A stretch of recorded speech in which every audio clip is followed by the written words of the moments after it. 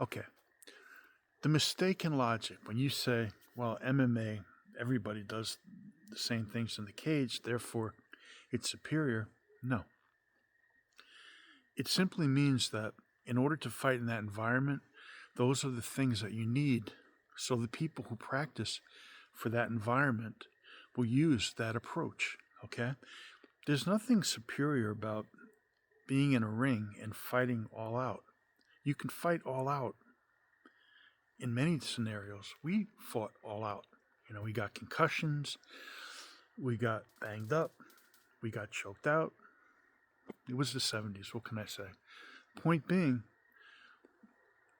you adapt your art to the necessities, and if it looks a certain way, that's fine. Now, is there something underlying that? Some way that you can change that? Every now and then you will see things in MMA that happen. Like, for example, people have started to really learn how to kick properly, and you see people breaking knees now. That's something people have done in karate for years, okay? Um, you've seen things like certain superior wrestling and boxing approaches, but you're not supposed to use a jab in the ring. So you see how this works? There are rules and environmental constraints, and that's what we're talking about, not the art, okay? The other thing about MMA is when you put gloves on, you limit a lot of what you can do. Now, I'll take the argument that, well, anybody, if they don't have gloves, can gouge eyes and headbutt. That's true. However, when you study martial arts properly, you're not just gouging, you're not just doing anything. You are doing things in a way that has a logical pattern, in a way that you're controlling your opponent, his reactions, okay? And that's the basis for how you're doing that technique. So there's a big difference between just saying I can hit somebody in the groin and understanding, for example, I was watching a tape of Paul Vunak it was on Facebook, and he went down with a jab to the groin to come up. That's a setup, okay? You practice that setup and you work off of that, okay? And that's a whole strategy. And from that, you can make that effective, not simply for the technique, but for the reaction and the anticipating of what your opponent's reaction will be. So, this idea of martial arts being superior nowadays in the ring, it's total baloney, okay? What you are seeing is a lot of very bad martial artists, okay? And if you're, for example, bouncing, this has been said many times, I hate to repeat these things, but, going to the ground and things like that, not in that environment, okay?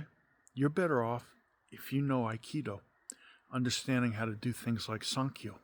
Those are good techniques when you're bouncing. They work for when you want to bounce. They don't work in the cage, okay? So a lot of these ideas come from our socialization, okay?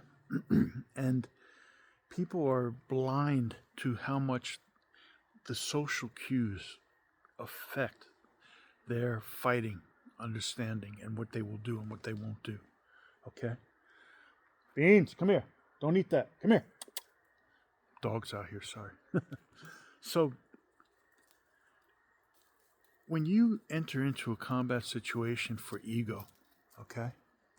If you enter into a situation for sport, and if you're in a situation where your life depends on it, those are three distinct physiological, emotional, and physical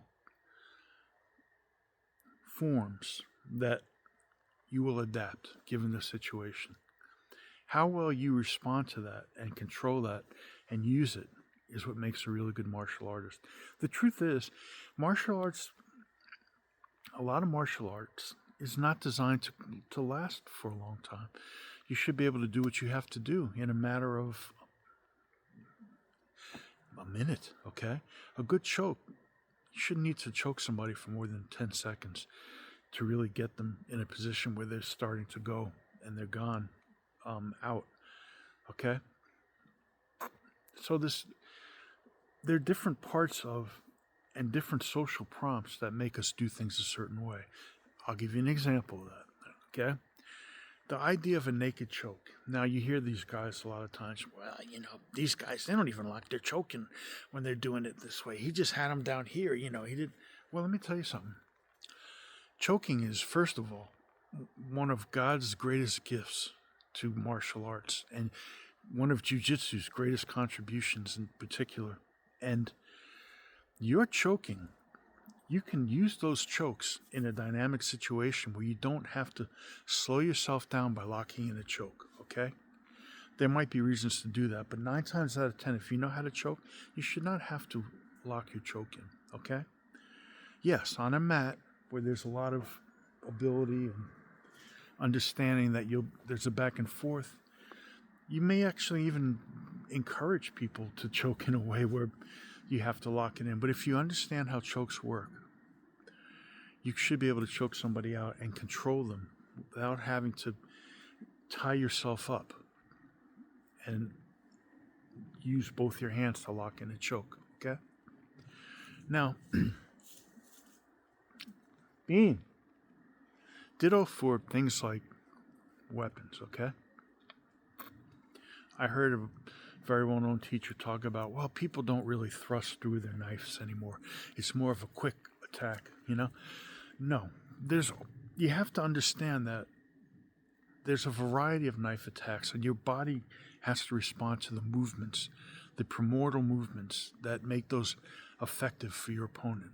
Because if somebody's really trying to cut you from stem to stern, you better understand that they're going to come through with that, and you have to understand how to deal with that. In addition to, yes, these very quick attacks, okay, and distancing and timing. That's what martial artists do. That's martial arts, okay? The weapon should just be a complement, a tool to what you're doing. The real instrument of your success is your art.